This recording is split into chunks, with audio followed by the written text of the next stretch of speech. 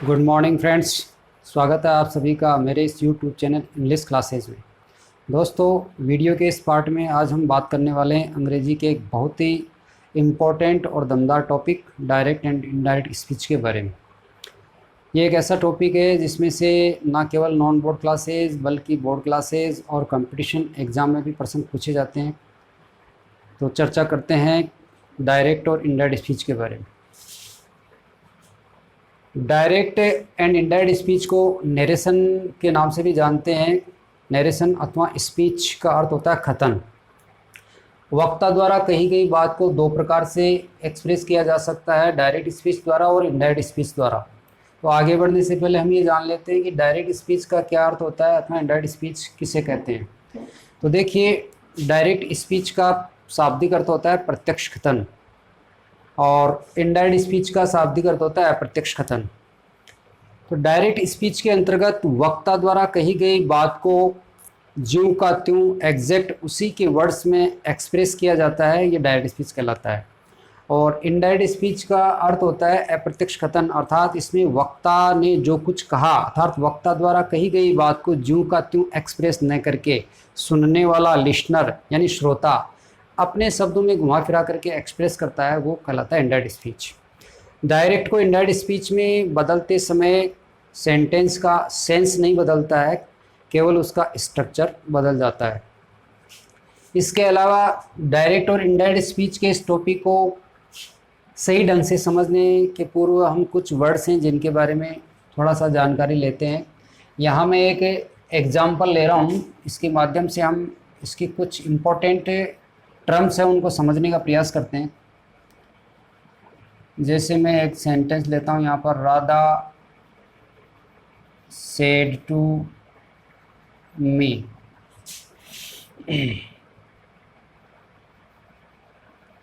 Sheila is my best friend.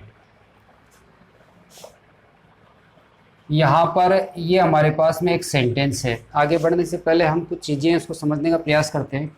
यहाँ एक sentence है, Radha said to me Sheela is my best friend. तो यहाँ पर देखिए, दिया गया सेंटेंस ये डायरेक्ट स्पीच में है। तो डायरेक्ट स्पीच के दो पार्ट्स होते हैं। एक पार्ट होता है इन्वर्टेड कॉमाज में क्लोज, ये इन्वर्टेड कॉमाज है, इन्वर्टेड कॉमाज में क्लोज एक सेंटेंस होता है। दूसरा इन्वर्टेड कॉमाज के बाहर एक सेंटेंस होता है, ये वाला सेंटेंस। तो अब ये जो इन्वर्टेड कॉमाज के बाहर का जो सेंटेंस होता है वो कहलाता है रिपोर्टिंग पार्ट, और जो इन्वर्टेड कॉमाज में क्लोज सेंटेंस होता है उसको कहते हैं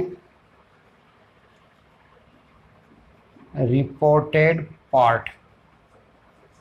क्योंकि आगे जब हम सेंटेंसेस को चेंज करेंगे तो हमें इन वर्ड्स के बारे में समझना बहुत ज़रूरी है कि रिपोर्टिंग पार्ट क्या होता है, रिपोर्टेड पार्ट क्या होता है, रिपोर्टिंग वर्ब क्या होती है, रिपोर्टेड वर्ब क्या होती है, इनको समझना बहुत ज़रूरी है। तो जो इन्वर्टेड कॉमाज के बाहर वाला सेंटेंस है ये कहलाता है रिपोर्टिंग पार्ट, और इन्वर्टेड कॉमाज में क्लोज सेंटेंस है ये कहलाता है रिपोर्टेड पार्ट। ये पार्ट वो पार्ट होता है जो स्पीकर के द्वारा एक्सप्रेस किया गया है, अर्थात ये पार्ट जो होता है वो एग्जैक्ट स्पीकर द्वारा कहे गए शब्द होते हैं जिसको इन्वर्टेड कॉमाज में क्लोज करके रखा जाता है। अब बात आती है कि रिपोर्टिंग पार्ट में जो वर्ब्स यूज होती है, जैसे यहाँ वर्ब यूज हो रही है सेड, तो ये जो सेड वर्ब है इसको यहाँ कहा जाएगा रिपोर्टिंग वर्ब, ये रिपोर्टिंग वर्ब कहलाती है। और रिपोर्टेड पार्ट में कहीं भी कोई वर्ब यूज हो रही है, चाहे वो हेल्पिंग हो चाहे मेन वर्ब हो, वो कहलाती है रिपोर्टेड वर्ब। शॉर्ट में हम आगे इनको आरवी से रिप्रेजेंट करेंगे। आरवी का मतलब होता है रिपोर्टिंग वर्ब। तो ये एक डायरेक्ट स्पीच का एग्जांपल है। तो इसमें ये कुछ वर्ड्स हैं जिनको हमें समझना ज़रूरी होता है। अब बात आती है इसको चेंज करने की। तो चेंज करते समय हमें किन किन चीज़ों का ध्यान में रखना पड़ता है। सबसे पहली चीज़ तो ये है कि यदि आपका रिपोर्टिंग वर्ब प्रेजेंट अथवा फ्यूचर टेंस में होता है तो रिपोर्टेड पार्ट में टेंस अथवा वर्ब चेंज नहीं होती है, बाकी सभी परिवर्तन होते हैं। पहली चीज, रिपोर्टिंग वर्ब यदि प्रेजेंट या फ्यूचर टेंस में है तो रिपोर्टेड पार्ट का यानी रिपोर्टेड स्पीच का टेंस नहीं बदलता है, अन्य सभी परिवर्तन होते हैं।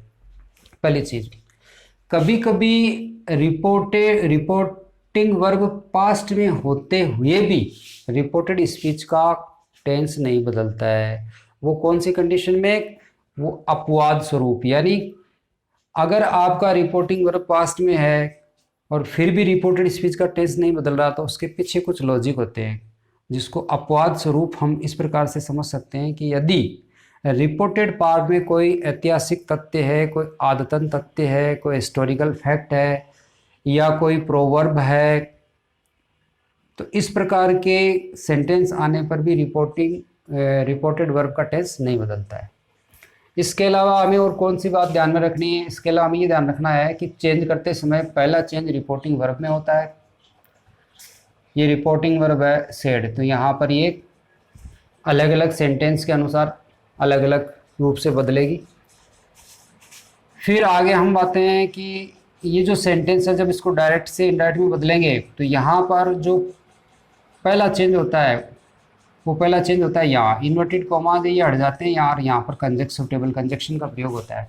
जैसे कि ये दिया गया सेंटेंस एक सिंपल सेंटेंस है तो इसमें इन्वर्टेड कॉमाज है, ये हट जाते हैं और इसकी जगह सुटेबल कंजक्शन दैट का प्रयोग करते हैं। अलग अलग सेंटेंस के अलग अलग कंजक्शन यूज होते हैं, वो हम आगे पढ़ेंगे। तो यहाँ जैसे सिंपल सेंटेंस है तो इसमें कंजक्शन के रूप में दैट का प्रयोग आएंगे। पहला परिवर्तन ये हो गया, दूसरा ये हो गया। अब जो सेंटेंस बचता है इसमें अगला परिवर्तन होता है प्रोनाउंस में परिवर्तन। तो यहाँ पर किसी भी पर्सन का प्रोनाउन, जैसे फर्स्ट पर्सन या सेकंड पर्सन का प्रोनाउन आता है तो उसमें चेंज हो जाता है। थर्ड पर्सन के प्रोनाउन में कोई चेंज नहीं होता है, जिसको अपन अभी रूल के हिसाब से समझेंगे। इसके बाद में अगला जो परिवर्तन होता है वो वर्ब या टेंस में परिवर्तन होता है। फिर आगे अगर कोई प्रोनाउन संबंधी कोई फैक्ट लागू हो रहा है तो उसमें वही प्रोनाउन में चेंज वाले रूल के हिसाब से बदलेंगे। और अगर कोई निकटता दर्शाने वाला शब्द आ जाता है तो उसको दूरी का भाव प्रकट करने वाले शब्द में बदल दिया जाएगा। अब जैसे ये एक एग्जाम्पल है, इसको मैं यहाँ चेंज करता हूँ तो राधा और सेड टू बदल जाएगा टोल्ड में, क्योंकि साधारण वाक्य और साधारण वाक्यों में सेड को टोल्ड में बदला जाता है। कब बदला जाता है? जब सेड के बाद में कोई ऑब्जेक्ट होता है, जैसे यहाँ मी आ रहा है। अगर सेड के बाद कोई ऑब्जेक्ट नहीं है तो सेड का सेड ही रखते हैं, टोल्ड मी। अब एक चीज़ और नोट करने की है कि रिपोर्टिंग वर्ब बदलती है, रिपोर्टिंग वर्ब का सब्जेक्ट और ऑब्जेक्ट कभी भी नहीं बदलेगा, ये एज इट इज़ रहेंगे। दोनों सेंटेंस यानी रिपोर्टिंग पार्ट और रिपोर्टेड पार्ट को कंबाइन करने के लिए हम एक सुटेबल प्रीपोजिशन कंजक्शन का प्रयोग करते हैं, दैट का। तो दैट। अब शीला, ये थर्ड पर्सन है तो थर्ड पर्सन में कोई चेंज नहीं होता है, तो थर्ड पर्सन जू का क्यों आ जाएगा, शीला। और इज आ रहा है तो इज एम आर आने पर वो वाज वर्ब में बदल जाते हैं अकॉर्डिंग टू दिस सब्जेक्ट। तो शीला के अनुसार यहाँ आएगा वाज। वाज के बाद में अब ये माई है, ये फर्स्ट पर्सन का प्रोनाउन है, तो फर्स्ट पर्सन का प्रोनाउन है वो बदलता है सब्जेक्ट के अनुसार। तो सब्जेक्ट हमारा राधा है तो राधा के लिए आ जाएगा हर। बेस्ट का बेस्ट आ जाएगा और फ्रेंड का फ्रेंड आ जाएगा, इस प्रकार से। और ये इन्वर्टेड कॉमा हट जाते हैं। तो इस प्रकार से एक सिंपल सेंटेंस का एग्जाम्पल था जिसको हमने इनडायरेक्ट स्पीच में इस प्रकार से बदला। अब अलग अलग टाइप के सेंटेंसेस को बदलने के अलग अलग रूल होते हैं, तो हम सबसे पहले बात करते हैं सिंपल सेंटेंसेस को इनडायरेक्ट स्पीच में कैसे बदला जाता है। तो देखिए, किसी भी सेंटेंस को डायरेक्ट से इनडायरेक्ट स्पीच में बदलने के लिए जो रूल, जैसा कि मैंने पहले भी बताया कि इनको दो कैटेगरीज में डिवाइड किया गया है। एक होते हैं जनरल रूल्स और दूसरे होते हैं स्पेसिफिक रूल्स। जनरल रूल्स का अर्थ होता है सामान्य नियम जो सभी प्रकार के सेंटेंसेस पर समान रूप से लागू होते हैं, जबकि स्पेसिफिक रूल्स का अर्थ होता है कि ऐसे रूल जो अलग अलग टाइप के सेंटेंसेस पर अलग अलग लागू होते हैं, सब पर सेम तरीके से लागू नहीं होते। तो सबसे पहले हम बात करते हैं जनरल रूल्स की। बदलने के जो नियम होते हैं वो दो तरह के होते हैं। सबसे पहला होता है जनरल रूल्स और दूसरे होते हैं स्पेसिफिक रूल्स। जनरल रूल्स को हिंदी में बोला जाता है सामान्य नियम।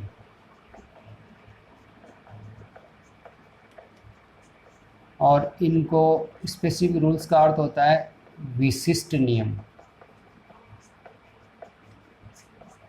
ये सभी सेंटेंसेस पर समान रूप से लागू होते हैं, जबकि स्पेसिफिक जो रूल होते हैं, विशिष्ट नियम, वो सभी सेंटेंस पे समान रूप से लागू नहीं होते हैं, बल्कि स्पेशल टाइप के सेंटेंस पर स्पेशल तरीके से लागू होते हैं। तो अब हम आगे बढ़ते हैं और जनरल रूल्स पर थोड़ी सी चर्चा कर लेते हैं कि जनरल रूल्स क्या होते हैं। देखिए, जनरल रूल्स जो है आपके, जनरल रूल्स, इनको 3 भागों में बांटा गया है। पहला है प्रोनाउंस में परिवर्तन संबंधी नियम, नंबर 1। दूसरा होता है टेंस या वर्ब में परिवर्तन संबंधी नियम, और थर्ड होता है निकटता दर्शाने वाले शब्दों में परिवर्तन। ये जनरल रूल्स होते हैं।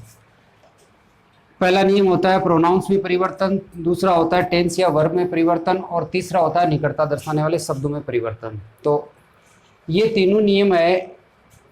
इनमें सबसे पहले हम लेते हैं प्रोनाउंस में परिवर्तन। तो प्रोनाउंस में परिवर्तन संबंधी नियमों को समझने के लिए हम एक फॉर्मूला याद रख सकते हैं, सन बट्टा 123 का फार्मूला, सन बटा 123, जहाँ पर एस का मतलब होता है सब्जेक्ट, ओ का अर्थ होता है ऑब्जेक्ट, और एन का अर्थ होता है नो चेंज, यानी कोई परिवर्तन नहीं।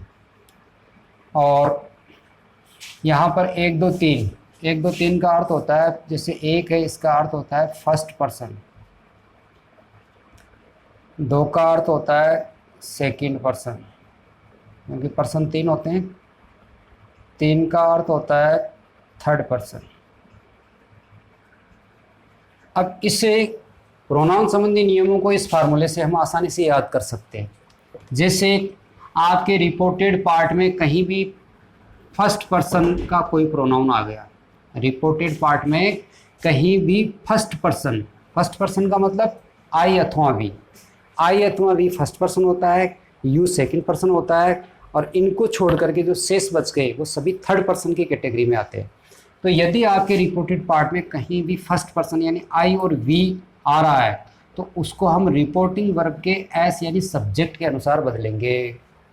रिपोर्टेड पार्ट में कहीं भी फर्स्ट पर्सन आ रहा है तो उसको रिपोर्टिंग वर्ब के सब्जेक्ट के अनुसार बदलेंगे।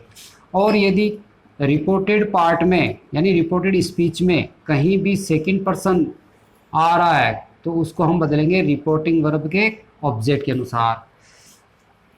और यदि थर्ड पर्सन आ रहा है, रिपोर्टेड पार्ट में कहीं भी थर्ड पर्सन आ रहा है, तो उसमें एन का मतलब नो चेंज, यानी कोई परिवर्तन नहीं करेंगे, उसको एज इट इज वैसा का वैसा रख दिया जाएगा।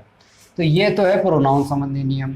अब इस नियम को हम एक एग्जाम्पल के माध्यम से समझने का प्रयास करते हैं। जैसे he said to me, comma inverted comma,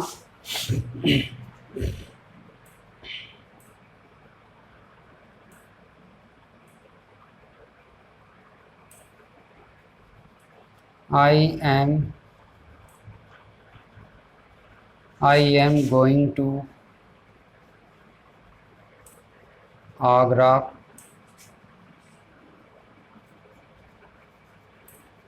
today। ये एक सेंटेंस है। अब प्रोनाउन संबंधी नियम को हम समझते हैं इस एग्जाम्पल के माध्यम से। तो सबसे पहले हमें किस चीज़ को देखना चाहिए? सबसे पहले हमें इन्वर्टेड कॉमाज में क्लोज स्टेटमेंट यानी सेंटेंस उसको देखना है कि वो किस टाइप का सेंटेंस है। क्योंकि अंग्रेजी में सेंटेंस 5 प्रकार के होते हैं। Assertive sentence, interrogative sentence, imperative sentence, exclamative sentence और ऑप्टेटिव सेंटेंस। तो यहाँ जो दिया गया सेंटेंस है वो है अजरेटिव यानी simple sentence.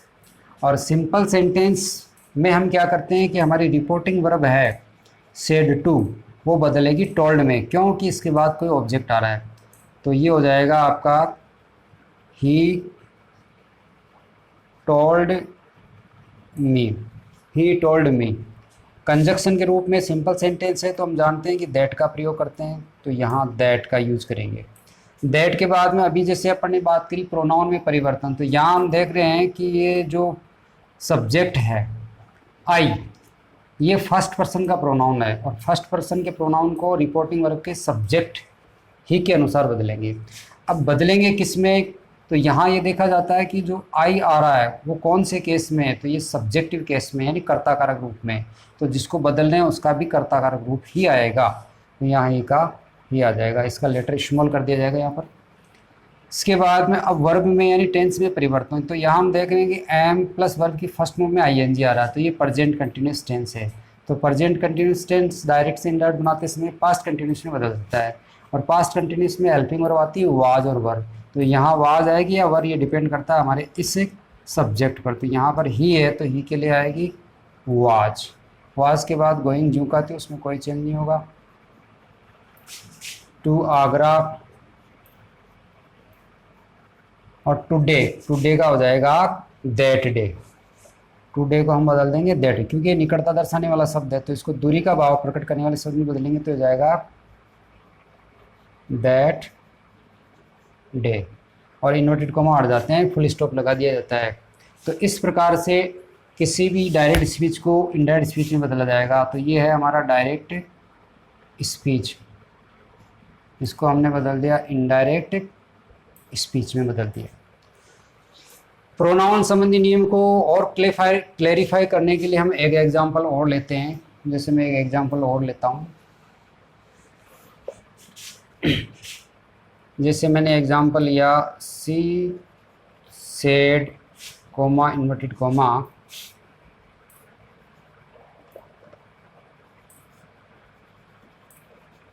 My uncle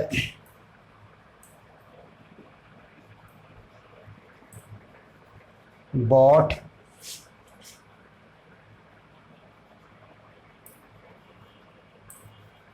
a gift, my uncle bought a gift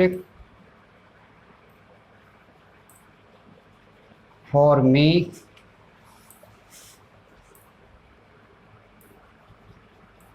on my birthday. My uncle bought a gift for me on my birthday। ये एक सेंटेंस हो गया। अब इस सेंटेंस को हम डायरेक्ट इनडायरेक्ट स्पीच में बदलेंगे। तो सबसे पहले हम देखते हैं कि इन्वर्टेड कॉमाज में जो क्लोज सेंटेंस है वो किस टाइप का है। सेंटेंस के टाइप की पहचान करते हैं, तो हम देखते हैं तो पाते हैं कि ये एक सिंपल सेंटेंस है। तो सिंपल सेंटेंस को चेंज करने के लिए सिंपल सेंटेंसेस के रूल क्या होते हैं कि सबसे पहले आपका रिपोर्टिंग वर्ब बदलेगा। अब रिपोर्टिंग वर्ब के बाद में कोई ऑब्जेक्ट नहीं आ रहा है तो हम इसको क्या रखेंगे, सी सेड का सेड ही रहेगा, इसमें कोई चेंज नहीं होगा, सी सेड। हाँ, यदि इस रिपोर्टेड पार्ट में कहीं भी सेकंड पर्सन आ जाता तो यहाँ हम एक काल्पनिक ऑब्जेक्ट जरूर मान सकते थे, और वो मानना भी पड़ता है। तो ही सी सेड के बाद में इन्वर्टेड कॉमा हट जाएंगे, दोनों सेंटेंस को हम जोड़ेंगे कंजक्शन दैट के द्वारा। दैट के बाद में अब प्रोनाउन संबंधी नियम लागू होगा। यहाँ पर ये जो माई जो है वो फर्स्ट पर्सन का प्रोनाउन है, तो फर्स्ट पर्सन का कोई भी मामला होता है वो जाता है सब्जेक्ट के पास, तो सी के अनुसार बदल करके आएगा। अब ये खुद कौन से केस में, ये पॉजिटिव केस में, तो जिसको बदल रहे हैं उसका भी पॉजिटिव केस आएगा, और सी का पॉजिटिव केस होता है हर, तो हर अंकल का अंकल। अब बॉट, ये वर्ब की सेकंड फॉर्म आ गई, यानी कौन से टेंस की और इशारा कर रही है, ये कर रही है पास्ट इंडेफिनिट टेंस की ओर इशारा। तो पास्ट इंडेफिनिट टेंस को बदल दिया जाता है पास्ट परफेक्ट टेंस में। तो टेंस संबंधी नियम पढ़ेंगे उसमें अपन और आगे ये क्लियर हो जाएगा। तो यहाँ परफेक्ट में बदलेंगे तो नियम के अनुसार हेड आएगी और हेड के बाद जस्ट बाद वर्ब की थर्ड फॉर्म यूज होगी। तो ये बॉट जो होती है ये थर्ड फॉर्म ही होती है, क्योंकि बाई की 3 फॉर्म होती है, बाई, बॉट, बॉट। तो ये थर्ड भी होती है, सेकंड भी होती है, तो अपने हिसाब से यहाँ पर थर्ड यूज करेंगे, BOUGST, bot a gift for और मी। ये प्रोनाउन संबंधी रूल और लागू होगा इसमें। तो अब यहाँ पर मी है, ये फर्स्ट पर्सन का प्रोनाउन है, तो मी को फिर से हम किसके अनुसार बदलेंगे, सी के अनुसार बदलेंगे।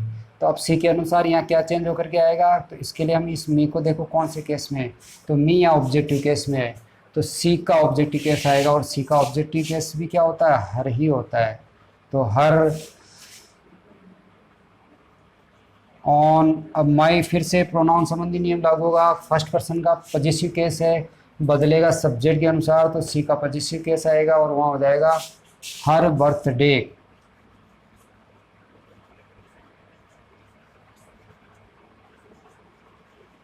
और इन्वर्टेड कॉमा हट जाएंगे। और इस प्रकार से ये डायरेक्ट स्पीच का जो सेंटेंस था वो इनडायरेक्ट स्पीच में चेंज हो गया। ये डायरेक्ट में था, इसको हमने इनडायरेक्ट में इस प्रकार से बदल दिया, ये डायरेक्ट से इनडायरेक्ट में चेंज हो गया। तो ये प्रोनाउंस में परिवर्तन संबंधी नियम थे। अब प्रोनाउन में परिवर्तन संबंधी नियमों को और अच्छी तरह से समझने के लिए हमें एक टेबल का सहारा जरूर लेना पड़ता है। ये टेबल आपको याद होनी चाहिए। अगर ये टेबल हमें मौखिक याद हो जाती है तो हम प्रोनाउन संबंधी परिवर्तन को आसानी से समझ सकते हैं। तो देखिए मैं एक टेबल बनाने का प्रयास कर रहा हूँ। Person,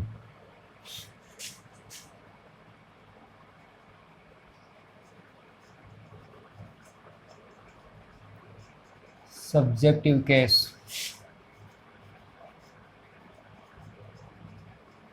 objective case,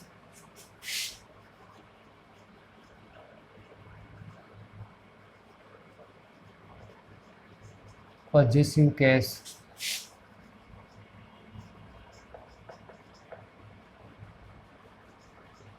reflexive case.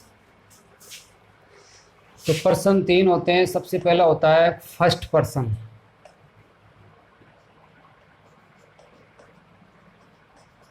दूसरा होता है सेकंड पर्सन, और तीसरा होता है थर्ड पर्सन।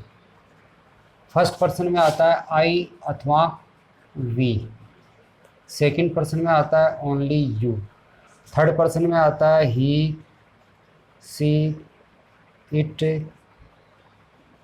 दे अथवा किसी का नाम। अब ये सब्जेक्टिव केस में होते हैं। फर्स्ट पर्सन में आई और वी होता है, सेकंड पर्सन में यू होता है, थर्ड पर्सन में ये सभी होते हैं। तो अब फर्स्ट पर्सन आई और वी का ऑब्जेक्टिव केस क्या होता है, आई का होता है मी, वी का होता है अस, यू का यू ही रहता है, ही का हिम होता है, सी का हर होता है, इट का इट होता है, दे का देम होता है, और नेम का नेम ही रहता है, इसमें कोई चेंज नहीं होता है। अब बात आती है पॉजेसिव केस की। तो पॉजेसिव केस आई का होता है माई, और अस का होता है वी का होता है ओवर, यू का होता है योवर, ही का होता है हिज, सी का होता है हर, इट का होता है इट्स, दे का होता है देम दे का होता है दियर, और नेम का नेम ही रहता है, कोई चेंज नहीं होता है। ये पॉजेसिव केस को भी हम 2 भागों में डिवाइड कर सकते हैं। ये जो है ये वाला पार्ट है, ये है पॉजेसिव एडजेक्टिव, और दूसरी तरफ जो होता है वो होता है पॉजेसिव प्रोनाउन।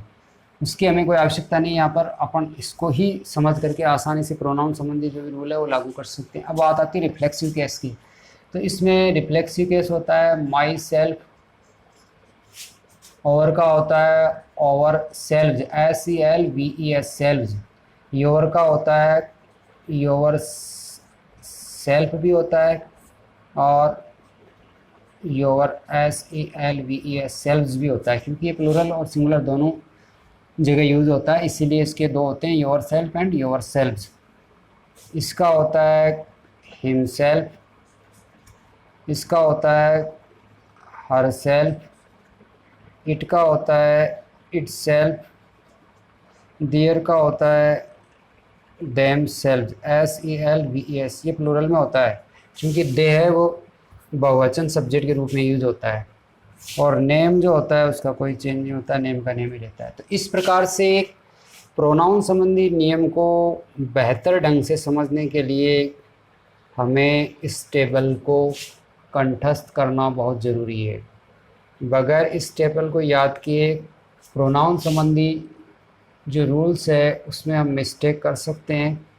तो उस मिस्टेक से बचने के लिए हमें, यानी आप सभी को, ये टेबल याद रखना बहुत ज़रूरी है। इस टेबल में हम देखते हैं तो हम पाते हैं कि तीनों जो पर्सन होते हैं उनके 4 केस होते हैं। पहला होता है वो होता है सब्जेक्टिव केस, दूसरा होता है वो ऑब्जेक्टिव केस, तीसरा होता है वो पॉजिटिव केस, और चौथा होता है रिफ्लेक्सिव केस। तो ये केस हमें याद रखने पड़ते हैं। अब फर्स्ट पर्सन के सब्जेक्टिव केस, फर्स्ट पर्सन में होता है आई तथा वी,